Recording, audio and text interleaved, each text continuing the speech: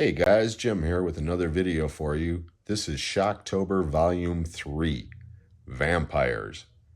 But before we begin, at the end of this video, if you like what you see, please consider giving me a thumbs up, a possible subscribe, but most importantly, please leave comments below. Let me know how you feel about this genre and what some of your favorite vampire movies are.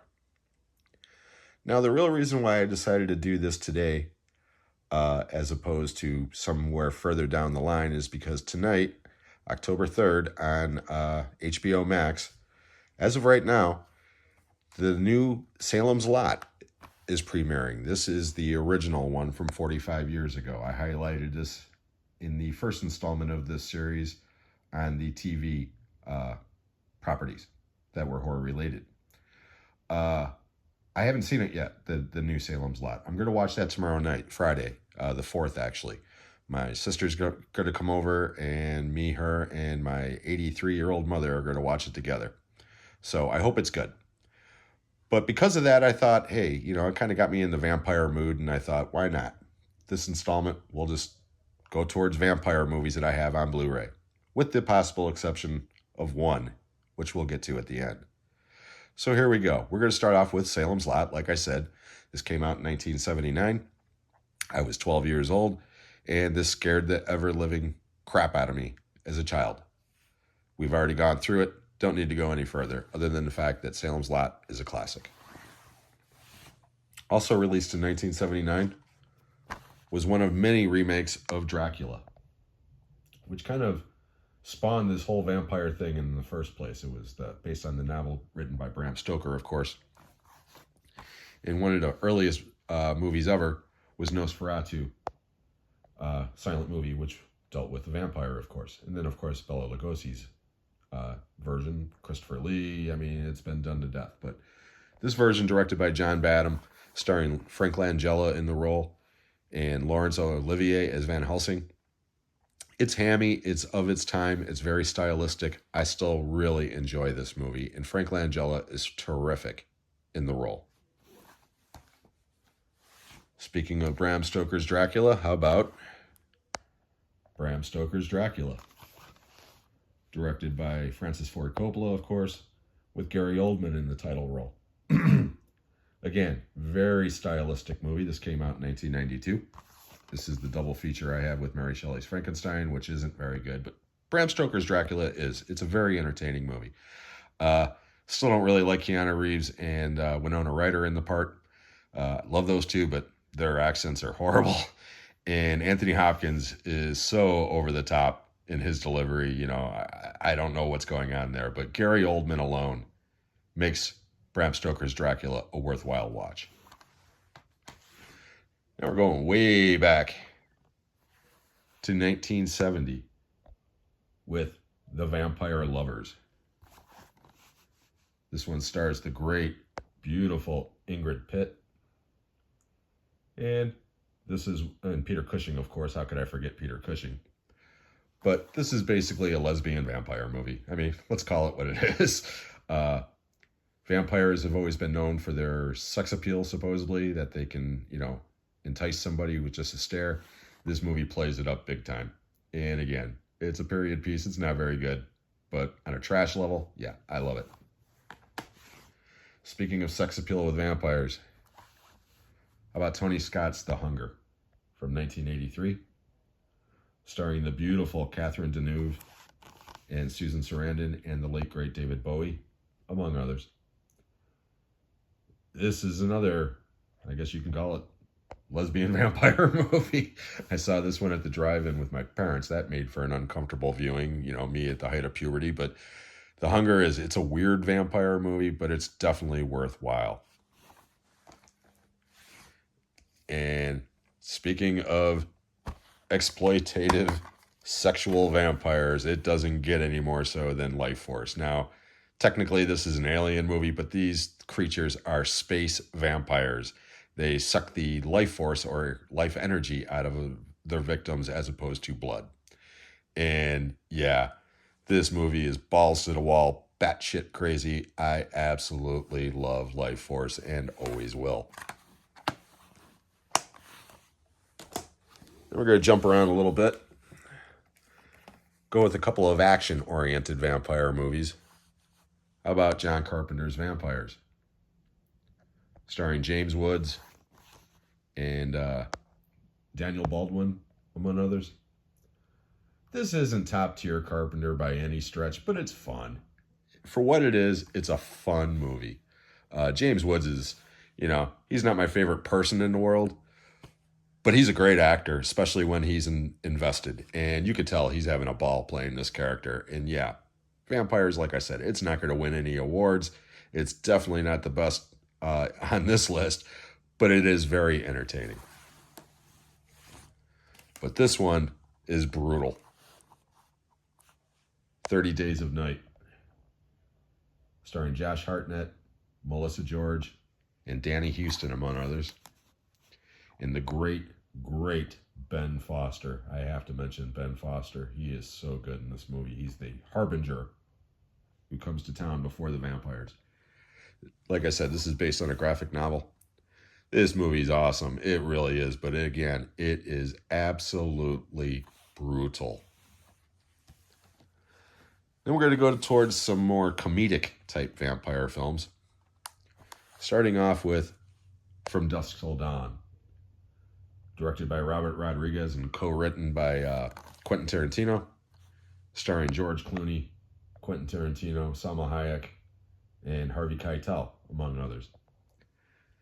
Crazy, crazy movie. This is like two movies in one. It starts off as like a gangster on the run type movie and then just suddenly morphs into a vampire movie at the flip of a coin. And it's crazy. And I love it. Again, if you really think about this movie, it doesn't make a lick of sense, but it's so, so awesome. Love it. And then we've got Sundown, The Vampire in Retreat, starring David Carradine, John Ireland, Deborah Foreman, Bruce Campbell, and the late great M. Emmett Walsh, among others. This movie's got a killer cast of character actors in small roles. And again, this movie barely qualifies as a B movie, but it is so much fun. This is a comedy Western vampire movie. It's the only way to describe it. I don't want to go too far into the plot. If you've never seen it, give it a chance. It is. It's not going to win any awards. It's a lot of fun. And then we got a double feature of vampire comedies for you. The first, Love at First Bite, starring George Hamilton, Susan St. James, and Richard Benjamin, came out in 1979. 1979 was a big year for vampires.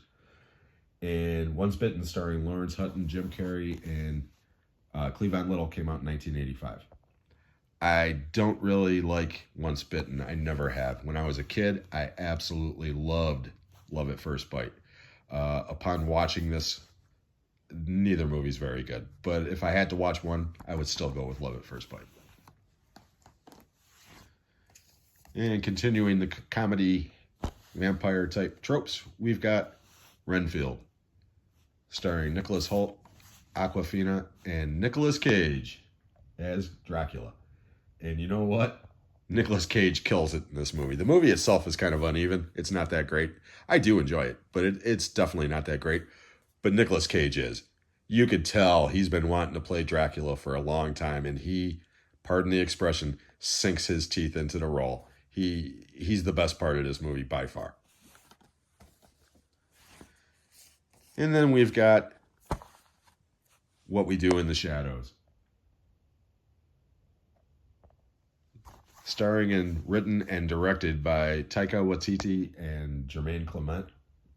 This movie is absolutely hysterical. This is a mockumentary where you follow a documentary crew around with a house full of vampires down in New Zealand. It is absolutely hysterical. This spawned a TV series, which is continuing to this day, I believe, on FX. I've only seen the first season of that show, which I did enjoy. But the movie is absolutely hysterical. It's one of the best movies from that decade. It is just so good. And the newest vampire movie on our list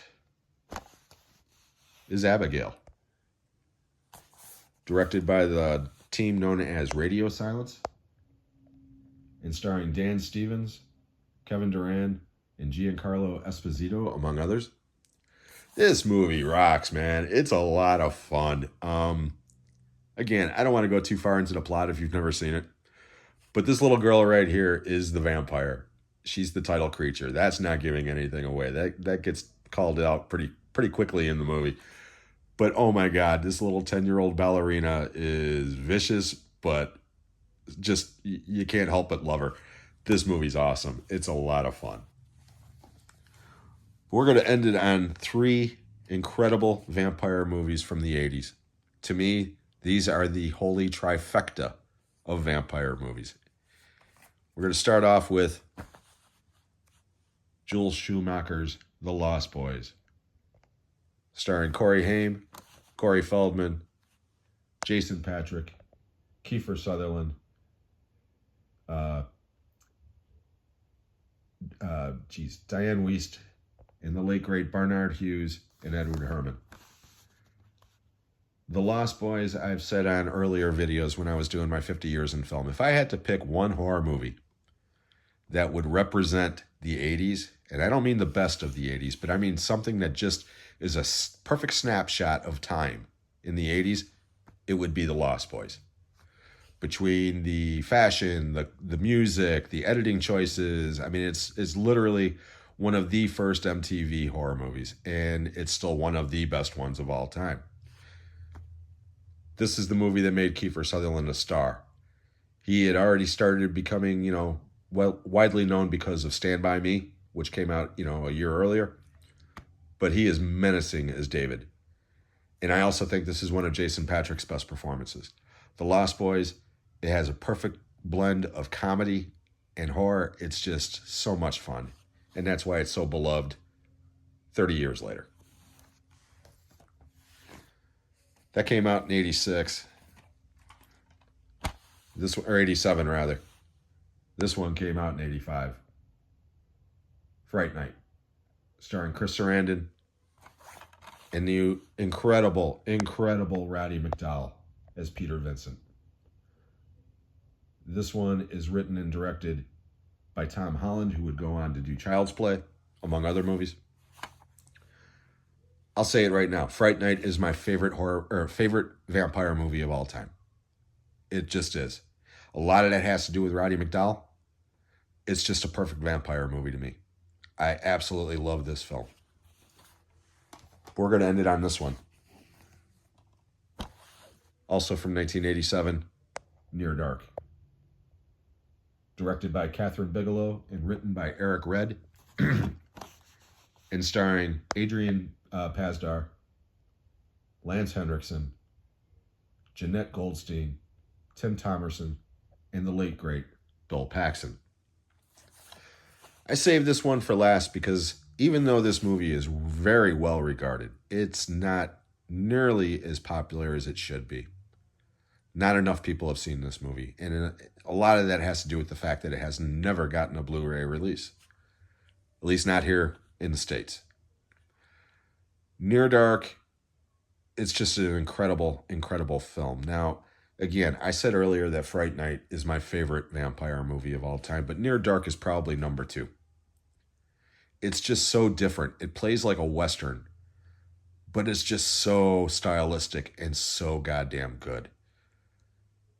Lance Henriksen, Jeanette Goldstein, and Bill Paxton reunited for this movie after Aliens. They jumped right after Aliens and started filming this.